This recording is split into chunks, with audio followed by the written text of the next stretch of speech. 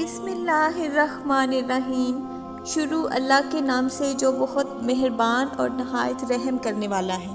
اللہ تعالیٰ نے اپنے پیارے نبی حضرت محمد مصطفیٰ صلی اللہ علیہ وآلہ وسلم کو وہ حسن و جمال عطا فرمایا ہے کہ جس کی مثال نہیں ملتی، اور مثال ملے بھی کیسے، کیونکہ اللہ تعالیٰ نے آپ جیسا حسین و جمیل کوئی اور بنایا ہی نہیں۔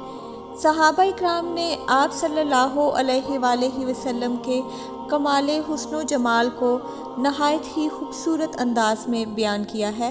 حضرت خالد بن ولید رضی اللہ تعالیٰ عنہ سے ایک قبیلے کے سردار نے پوچھا، اپنے نبی کا حسن و جمال بیان کیجیے۔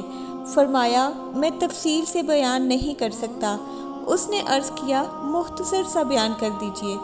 فرمایا، جیسا بھیجنے والا اللہ ہے اسی اعتبار سے اس کا رسول بھی باکمال ہے۔ حضرت حسان بن ثابت رضی اللہ تعالیٰ عنہ نے حضور صلی اللہ علیہ وآلہ وسلم کے کمال حسن کو بڑے ہی دلپذیر انداز میں بیان کیا ہے۔ آپ رضی اللہ تعالیٰ عنہ اپنے اشعار میں فرماتے ہیں، جس کا ترجمہ کچھ یوں ہے: یا رسول اللہ صلی اللہ علیہ وآلہ وسلم، آپ سے حسین تر میری آنکھ نے کبھی دیکھا ہی نہیں، اور نہ کبھی کسی ماں نے آپ سے جمیل تر کو پیدا ہی کیا ہے۔ آپ صلی اللہ علیہ وآلہ وسلم کی تخلیق بے عیب ہے، یوں دکھائی دیتا ہے جیسے آپ کے رب نے آپ کی خواہش کے مطابق آپ کی صورت بنائی ہے۔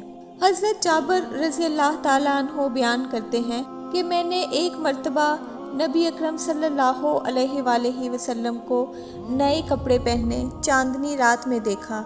میں کبھی چاند کو دیکھتا، کبھی آپ صلی اللہ علیہ وآلہ وسلم کے چہرہ انور پر نظر ڈالتا۔ بالآخر اس فیصلے پر پہنچا کہ نبی اکرم صلی اللہ علیہ وآلہ وسلم چاند سے کہیں زیادہ حسین ہیں۔ امام زرقانی رحمۃ اللہ علیہ نے ایک واقعہ لکھا ہے کہ ایک دن رسول اکرم صلی اللہ علیہ وآلہ وسلم چہل قدمی کرتے ہوئے مدینہ منورہ سے باہر تشریف لے گئے۔ وہاں ایک قافلے نے پڑاؤ کیا ہوا تھا اور ان کے اونٹ چر رہے تھے۔ حضور صلی اللہ علیہ وآلہ وسلم نے اونٹ دیکھے تو ایک سرخ رنگ کا اونٹ آپ صلی اللہ علیہ وآلہ وسلم کو پسند آ گیا، تو آپ نے قافلے والوں سے پوچھا، اس اونٹ کو بیچتے ہو؟ انہوں نے بیچنا تھا یا نہیں بیچنا تھا، لیکن حضور کو دیکھ کر کہا، جی بیچتے ہیں۔ فرمایا، کتنے کا؟ انہوں نے کہا، اتنے کا، اور سودا طے ہو گیا۔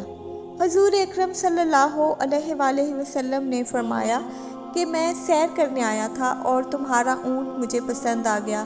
میں باقاعدہ خریداری کے لیے نہیں آیا تھا کہ میں قیمت ساتھ لے کے آتا، اس لیے اونٹ مجھے دے دو، قیمت میں بھجوا دوں گا۔ انہوں نے کہا، منظور ہے۔ حضور صلی اللہ علیہ وآلہ وسلم نے اونٹ پکڑا اور چل دیے۔ جب تک حضور اکرم صلی اللہ علیہ وآلہ وسلم نظر آتے رہے، وہ لوگ انہیں دیکھتے رہے۔ جب نظروں سے اوجھل ہو گئے تو دل پر ہاتھ رکھ کر بیٹھ گئے۔ تھوڑی دیر کے بعد سکتے سے جب باہر آئے تو ایک دوسرے سے پوچھنے لگے کہ یہ شخص جو اونٹ لے گیا ہے، اس کا پتہ پوچھا تھا کسی نے؟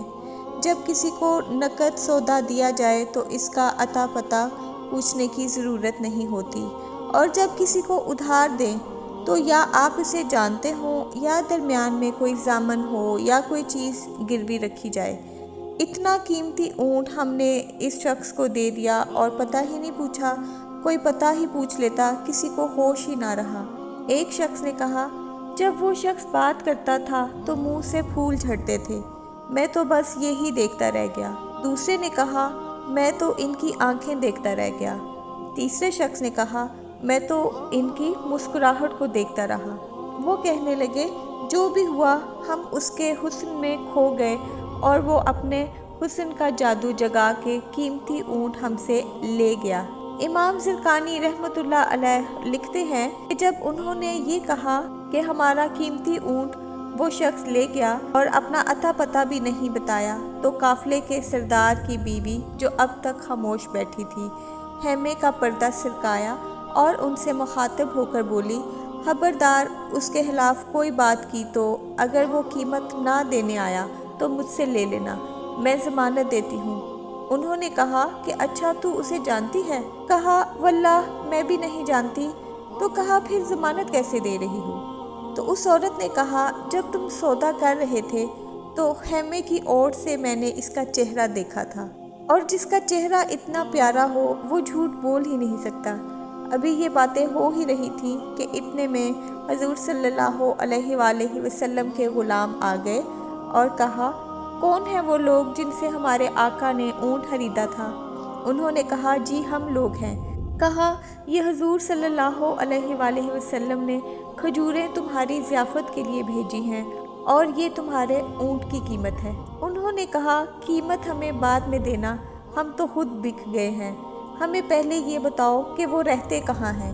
تو کہا وہ سامنے جو کھجوروں کے جھنڈ ہیں یہیں ڈیرے ہیں ہمارے آقا کے۔ وہ عورت پکار اٹھی کہ دیکھا یہ شخص جتنا صورت کا حسین تھا سیرت کا بھی اتنا ہی حسین نکلا۔ پھر وہ سارا قافلہ حضور صلی اللہ علیہ وآلہ وسلم کی خدمت میں حاضر ہوا اور حضور صلی اللہ علیہ وآلہ وسلم کے ہاتھوں میں ہاتھ دے کر مسلمان ہو گیا۔